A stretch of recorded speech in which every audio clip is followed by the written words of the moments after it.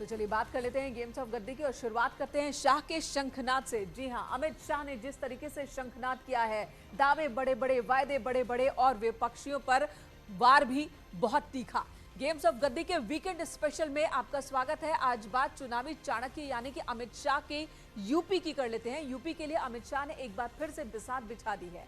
2012, 17 और 19 के बाद 2022 के लिए शाह ने बिसात बिछाई है। सियासी लड़ाई के मुद्दे भी शाह ने सेट कर दिए हैं और विरोधियों के सामने चुनौती भी पेश कर दी है।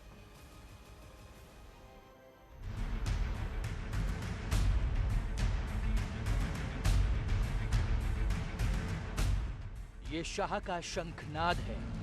उत्तर प्रदेश से लेकर उत्तराखंड तक अमित शाह ने 2 दिन में बीजेपी की चुनावी लाइन लेंथ तय कर दी। विरोधियों को घेरने के लिए हिंदुत्व की पिच तैयार की और विकास का रोड मैप बनाकर कार्यकर्ताओं को जीत का संकल्प दिलाया। मुगलों का शासन गया तब से जब तक 2017 में भाजपा की सरकार बनी, ये एहसास नहीं हुआ कि बाबा विश्वनाथ, भगवान श्री कृष्ण और अयोध्या में रामलल्ला की भूमि है। ये एहसास होना तब शुरू हुआ जब भारतीय जनता पार्टी की 2017 में पूर्ण बहुमत की सरकार। भारतीय जनता पार्टी ने उत्तर प्रदेश को देश का सबसे प्रमुख राज्य बनने की दिशा में बहुत आगे ले जाने का काम किया है और भारतीय जनता पार्टी ने पहली बार ये सिद्ध किया है कि सरकारें जो बनती है वो परिवार के लिए नहीं होती है। सरकारें सूबे के सबसे गरीब से गरीब व्यक्ति के लिए। उत्तर प्रदेश की सियासत के लिहाज से अमित शाह का दौरा कई संदेश दे गया।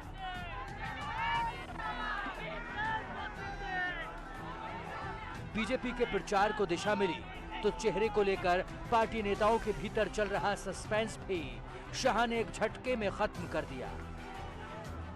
2022 का कनेक्शन 2024 से जोड़कर उन्होंने योगी आदित्यनाथ को फिर से मुख्यमंत्री बनाने की वकालत की, जिससे साफ है कि बीजेपी का नेतृत्व उत्तर प्रदेश को लेकर किसी उलझन में नहीं है और पूरी ताकत के साथ चुनावी महासंग्राम के लिए तैयार है। मोदी जी के नेतृत्व में अगला जो लोकसभा का चुनाव जीतना है 24 में, उसकी नींव डालने का काम उत्तर प्रदेश का 22 का विधानसभा करने वाला है। ये मैं उत्तर प्रदेश की जनता को बताने आया हूं कि मोदी जी को फिर से एक बार 24 में प्रधानमंत्री बनाना है तो 22 में फिर एक बार योगी जी को मुख्यमंत्री बनाना पड़ेगा। उत्तर प्रदेश की 403 में से 312 सीट जीतकर 2017 में बीजेपी ने चमत्कार किया और बम्पर बहुमत के साथ सरकार बनाई। अब चुनौती 2022 की है, इसलिए अमित शाह ने नया राजनीतिक ताना बाना बुना है। चुनावी राजनीति के चाणक्य माने जाने वाले अमित शाह ने उत्तर प्रदेश में बीजेपी की जीत के लिए एक चक्रव्यूह तैयार किया है। अमित शाह ने सरकार की उपलब्धियां जनता तक पहुंचाने का सुझाव तमाम पार्टी के नेताओं को दिया है। इसके अलावा विपक्ष की नकारात्मक प्रचार प्रसार का मुंहतोड़ जवाब देने के लिए नेताओं को आक्रामक रवैया अपनाने का पाठ भी पढ़ाया है। अमित शाह की रणनीति हमेशा से बेहद सटीक रही है, इसलिए वो उसे अमली जामा पहनाने में भी कोई कसर नहीं छोड़ते। 2014 के बाद आए बदलाव के सहारे ही वो 2022 में जनता के बीच बीजेपी को मजबूत करना चाहते हैं, ताकि सत्ता तक पहुंचने में भी आसानी हो। भारत माता की, भारत माता की। परिवार नियोजन में तो मानते हैं, मगर जब भाजपा की बात आती है तो ये नियम हम तोड़ देते हैं। सबसे ज्यादा सदस्य भारतीय जनता पार्टी के होने चाहिए। भारतीय जनता पार्टी अपने विस्तार के लिए ज्यादा से ज्यादा प्रयत्नशील होगी। बीजेपी हर घर तक अपनी पहुंच बनाने की कोशिश में है, इसलिए मेरा परिवार भाजपा परिवार अभियान चलाकर नई शुरुआत की गई है। इसका मकसद जनता से सीधे जुड़कर सरकार की योजनाओं की जानकारी भी आवाम तक पहुंचाना है। हालांकि बीजेपी की नीति और नारे पर विरोधी तंज जरूर कस रहे हैं। ये सबको मेरा आह्वान है, एक भी घर ऐसा न लग जाए जिस घर पर भाजपा का पट्टी न लगा हो मेरा परिवार भाजपा का परिवार। और जब पट्टी लगाने जाते हैं, इनके हालचाल भी पूछना है और मोदी और योगी सरकार ने किए हुए कामों को भी उन तक पहुंचाना है। मित्रों, ये भारतीय जनता पार्टी है जो लोगों की बातों को जानती है। इनके आने के बाद हो सकता है मुख्यमंत्री जी अपने नारे का नाम बदल दें। मेरा परिवार भाजपा परिवार की जगह वो हो सकता है ये कर दें कि मेरा परिवार भागता परिवार,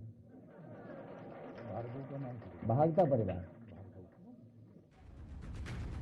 यूपी की राजनीति को बदलने और बीजेपी को सत्ता तक पहुंचाने में अमित शाह ने 2014 में अहम भूमिका निभाई थी।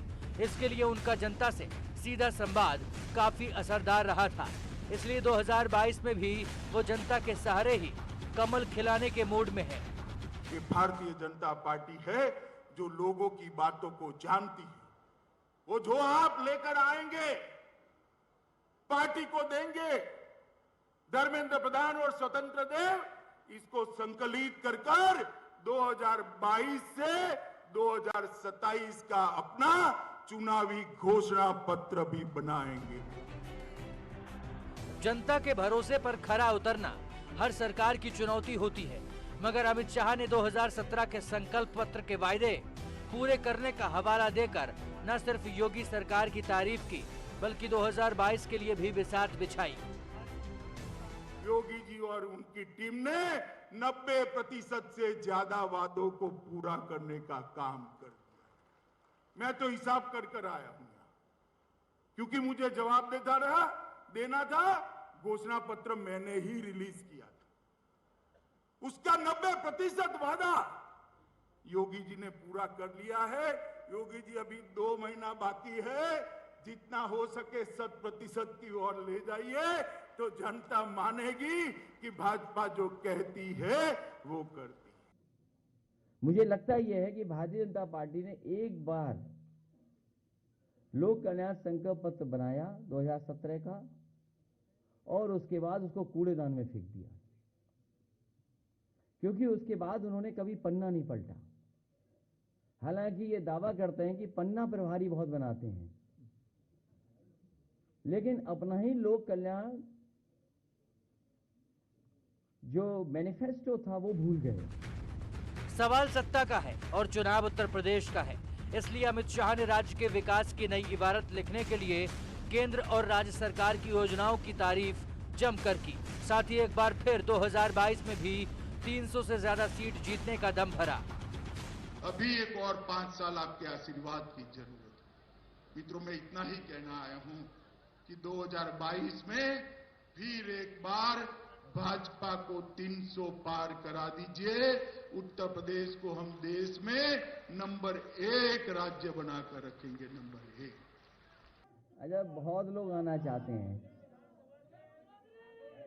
बहुत लोग आना चाहते हैं अपनी अपनी गोल के साथ। वो समय आएगा तो चीजें सामने आ जाएंगी, लेकिन जन आक्रोश इतना है, जनता इतनी दुखी है कि आने वाले चुनाव में भारतीय जनता पार्टी का सफाया होगा। दावे और वादों के साथ ही वार पलटवार का दौर भी रफ्तार पकड़ रहा है, मगर अमित शाह जिस राजनीति के लिए जाने जाते हैं उसमें वो कोई कसर नहीं छोड़ रहे। उत्तर प्रदेश की सियासी जमीन बीजेपी के लिए कैसी मजबूत की जाए, इसके लिए भी अमित शाह ने पार्टी नेताओं की बैठक में कई प्लान तैयार किए। अमित शाह की चुनावी बिसात बेहद बारीक और तथ्यों पर आधारित होती है, इसलिए उन्होंने उत्तर प्रदेश में बीजेपी के चुनाव प्रभारियों को अपनी तरफ से भी ब्लूप्रिंट तैयार करने का जिम्मा सौंपा है, ताकि समय रहते पार्टी की कमजोरियों को दूर किया जा सके, साथ ही विरोधियों के हमले का फौरन मुंह तोड़ जवाब भी दिया जा सके। उत्तर प्रदेश की राजनीति तरह तरह के समीकरण बदलती है और उन समीकरणों को बेहतर तरीके से समझने वाला ही सत्ता पाता है। शाह ने पिछले चुनाव में ये कर दिखाया है, अब बारी 2022 की है, लिहाजा अमित शाह एक बार फिर मैदान में हैं। उन्होंने मोर्चा संभाला है। मतलब साफ है कि शाह की नजर सिर्फ 2022 पर नहीं, बल्कि 2024 पर भी है। Bureau report, news 18।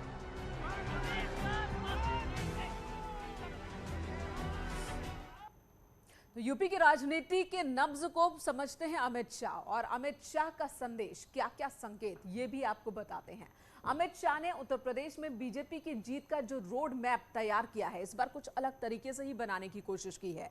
नई चुनौतियों के बीच पुराने मुद्दों को नई धार दी गई है। इसके अलावा हिसाब किताब का सवाल उछालकर भी शाह ने सियासी तेवर तीखे किए हैं।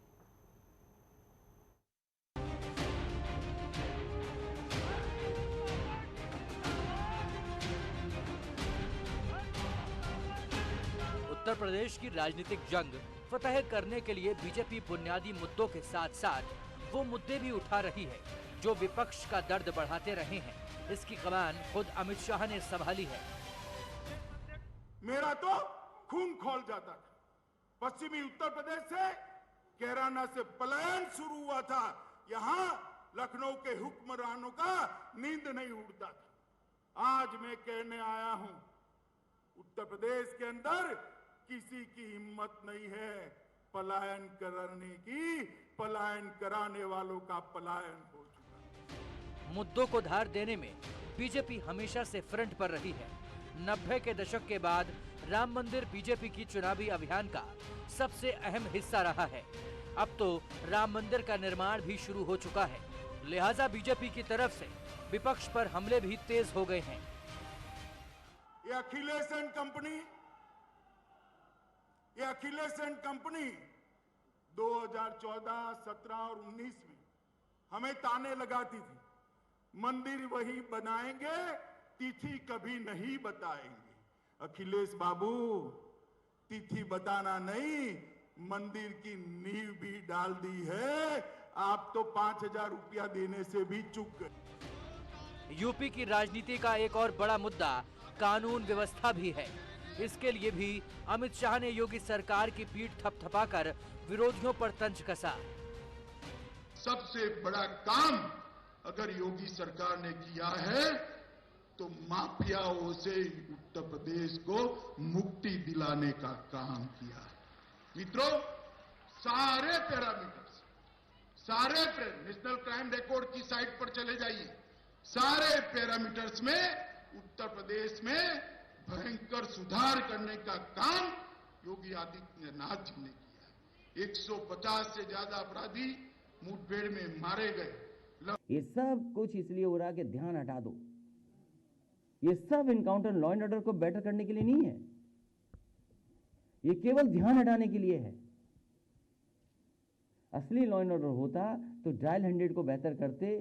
केवल बाबा मुखर्जी ने किया, डायल 100 को डायल 112 कर दिया। कौन सी चीज बदल गई बताओ, आप ही बताओ क्या बदल गया उसमें। बीजेपी का लक्ष्य 2022 में सत्ता बरकरार रखने का है, जबकि विपक्ष भी अपना दम लगा रहा है। इसी कसरत के बीच आरोप प्रत्यारोप का दौर हावी है। अमित शाह मौजूदा दौर के सबसे अच्छे चुनावी रणनीतिकार माने जाते हैं। वो जनता की नब्ज टटोलना जानते हैं और विपक्ष की कमजोरी भी जानते हैं। इसलिए यूपी का चुनाव जीतने के लिए और पुरानों की तुलना कर जनता से आशीर्वाद चाहते हैं। क्या आपने सपा का भी शासन देखा है, बसपा का भी शासन देखा है, और आपने अब भाजपा का और योगी आदित्यनाथ का भी शासन देखा है। ये सपा, बसपा, कांग्रेस, ये परिवारवादी पार्टियां हैं। ये 22 करोड़ के सूबे का सबका कल्याण नहीं कर सकती। आपके पास यहाँ आकर बहुत सारे खोखले वादे किए गए। आपको बताया गया था कि किसानों की आय दुगनी की जाएगी, कि बाढ़ की समस्या हल की जाएगी, कि छोटे दुकानदारों और व्यापारियों की मदद की जाएगी, कि गन्ना मूल्य 14 दिनों में भुगतान का वादा किया गया था। चीनी मिलें शुरू होंगी। आप बताइए कितने चीनी मिल बंद पड़े हैं, किसी ने शुरू किए? जनता का इतना आक्रोश है इनके खिलाफ और इतना झूठ बोला है जनता से। नौजवान सोचो नौकरी और रोजगार का इंतजार कर रहा है। आपने इन्वेस्टमेंट मीट की, 1 की, 2 की, देश के बड़े बड़े उद्योगपति बुलाए। इससे ज्यादा बहुमत किसको मिला होगा? सबसे ज्यादा विधायक, सबसे ज्यादा लोकसभा के सांसद। उसके बाद नौजवानों को क्या मिला? बेरोजगारी। उसका जवाब क्या है? जो नौजवान यहां अपनी नौकरी या रोजगार मांगने आया, उसे यहां से लाठी मार करके वापस भेजा। चुनाव में जोर आजमाइश हर कोई कर रहा है। सबकी कोशिश जनता तक अपनी बात पहुंचाने और वोट हासिल करने की है। अमित शाह भी अपनी राजनीति को अमली जामा पहनाने में जुटे हैं। नवंबर में वो फिर यूपी का दौरा करेंगे। इससे पहले शाह ने चुनावी अभियान में बीजेपी की टीम को नया टास्क भी दिया है। अमित शाह ने उत्तर प्रदेश में मिशन 300 प्लस के लिए संगठन स्तर पर बारीकी से चर्चा की। चुनाव में जमीन पर क्या काम करना है, कैसे मुद्दों को उठाना है, इसका भी एक रोड मैप तैयार किया। वहीं टिकट बंटवारे को लेकर भी नेताओं की नब्ज टटोली और एक खाका भी तैयार किया है। माना जा रहा है कि 2017 में भारतीय जनता पार्टी के टिकट पर जीत कर आए विधायकों में से 150 विधायकों का टिकट 2022 में काटा जा सकता है। अमित शाह देश की मौजूदा सियासत के चाणक्य माने जाते हैं। उत्तर प्रदेश में उनका अनुभव पुराना है, मगर 2022 में चुनौतियां कुछ नई हैं। इसलिए शाह के सामने भी सब कुछ साधना इतना आसान नहीं है। इसके बावजूद अमित शाह के तरकश में कुछ ऐसे तीर हैं जिनके जरिए वो बीजेपी की जीत की राह आसान बनाना चाहते हैं। ऐसा लग रहा है कि अमित शाह बिल्कुल अपने उसी पुराने अंदाज में हैं और उन्होंने इस बार भी पूरे प्रचार की कमान अपने हाथ में लेकर जिस तरह से लखनऊ में लगातार मीटिंग करके उन्होंने हर लेवल के लोगों से बात की है, तो लगता है कि इस बार पार्टी कुछ ज़्यादा ही मेहनत करने के इरादे से चुनाव में उतर रही है। भारतीय जनता पार्टी हमेशा एक्टिव मोड में रहती है और चुनाव के वक्त नेता हर बार नई रणनीति के साथ मैदान में होते हैं। अमित शाह भी उत्तर प्रदेश की राजनीति के हर पहलू से वाकिफ हैं, इसलिए वो मौके की नजाकत के हिसाब से सवाल उठाते हैं और विरोधियों पर हमला बोलते हैं। मैं एक हिसाब अखिलेश जी से मांगना चाहता हूं कि 5 साल में आप विदेश कितने दिन रहे, इसका हिसाब जरा लखनऊ की और उत्तर प्रदेश की जनता को दे दीजिए।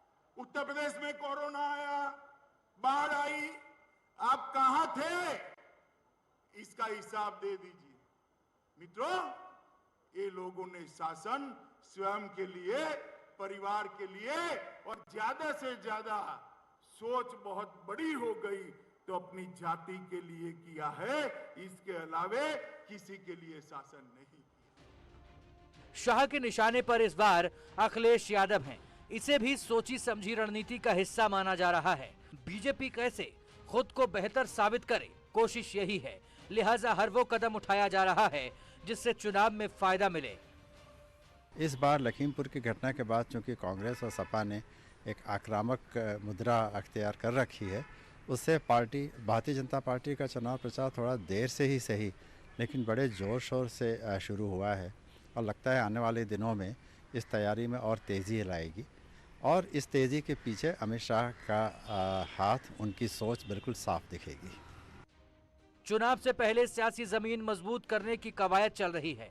अमित शाह बीजेपी के नेताओं और कार्यकर्ताओं को जीत का मंत्र दे गए हैं, साथ ही होमवर्क भी देकर गए हैं।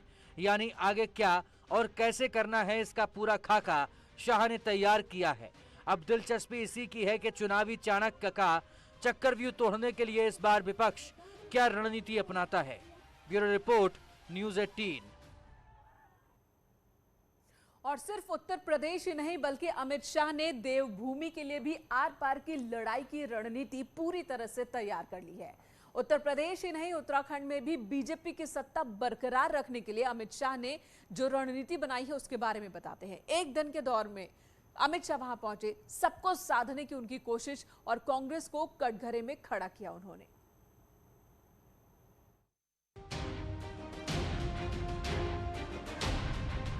देवभूमि उत्तराखंड में भी सियासी पारा चढ़ने लगा है। अमित शाह ने एक दिन के दौरे से चुनावी तपिश और ज्यादा बढ़ा दी है। शाह ने बीजेपी की जीत का रास्ता तैयार करने के लिए सियासी शतरंज बिछाई। उन्होंने धामी को सीएम फेस के तौर पर प्रोजेक्ट करने के साथ साथ डबल इंजन के विकास के सहारे 2022 में भी कमल खिलाने का दावा किया। मगर मित्रों, गड्ढा बहुत बड़ा है, 5 साल में नहीं भरेगा।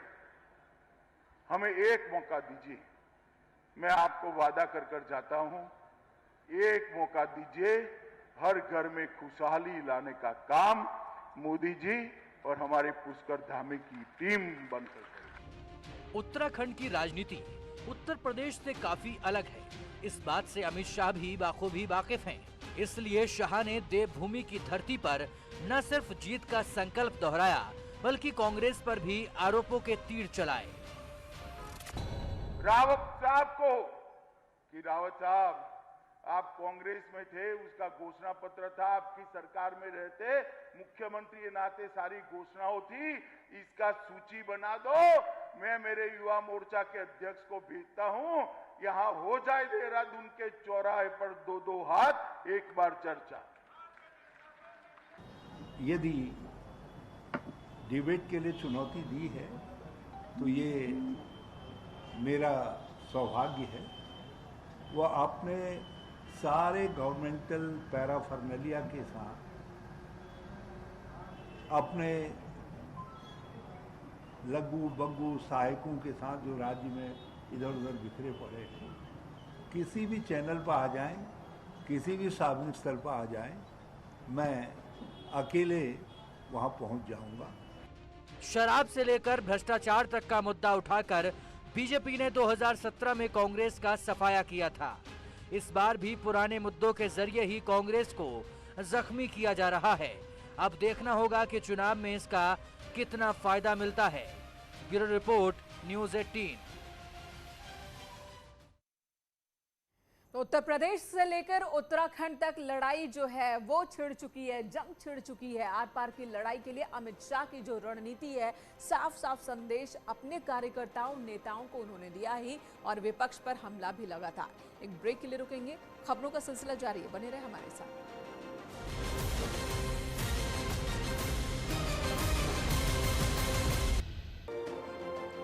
अयोध्या पहुंचे सीएम योगी